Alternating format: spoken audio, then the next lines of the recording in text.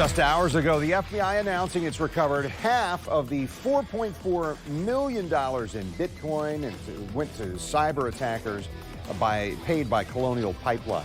Last month, the dark side ransomware group hijacked the Colonial Pipeline payment system. That hijack cost the company to halt fuel transportation across the eastern United States. It's sparked fears of gas shortages in 12 states. And just last week, meat processing company JBL was crippled by a ransomware attack that temporarily shut down every one of its U.S. beef processing plants. News4Jax reporter Eric Avanier has been following these developments. Eric, these cyber attacks appear to be happening more frequently. Yes, they're happening more frequently, and they're so much more mainstream that many major companies have bought into cyber insurance. But now that the number of attacks are increasing, insurance premiums are skyrocketing. A cyber security expert I spoke with says this problem is not going away anytime soon because ransomware attackers know there is a lot of money on the table.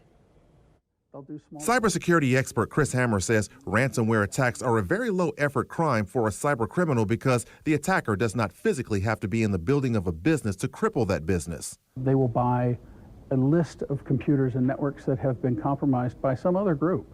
Hammer says the list of compromised computers are typically purchased on the dark web as part of a mutual service.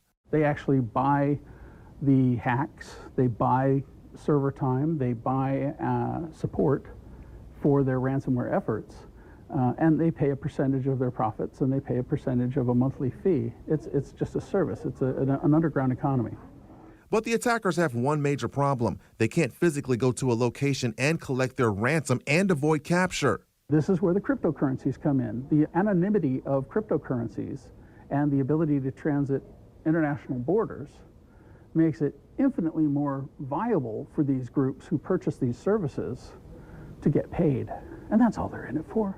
Hammer says larger ransomware groups will hire computer programmers to do all their dirty work. They will hire people who have skills in that area, pay them a ridiculous amount, and either offer them a profit share or a flat rate. The most recent example is a woman by the name of Alla Witte, a Latvian national who was just indicted several days ago in an Ohio federal court on 19 counts of participating with a malware group called TrickBot. The FBI says that group operates out of Russia and the Ukraine, and they targeted businesses all over the world. TrickBot informs victims that their computer was encrypted and that they would need to purchase special software through a Bitcoin address controlled by the TrickBot group to decrypt their files. The FBI says Witte provided code to the TrickBot group that monitored and tracked authorized users of the malware and developed tools and protocols to store stolen login credentials.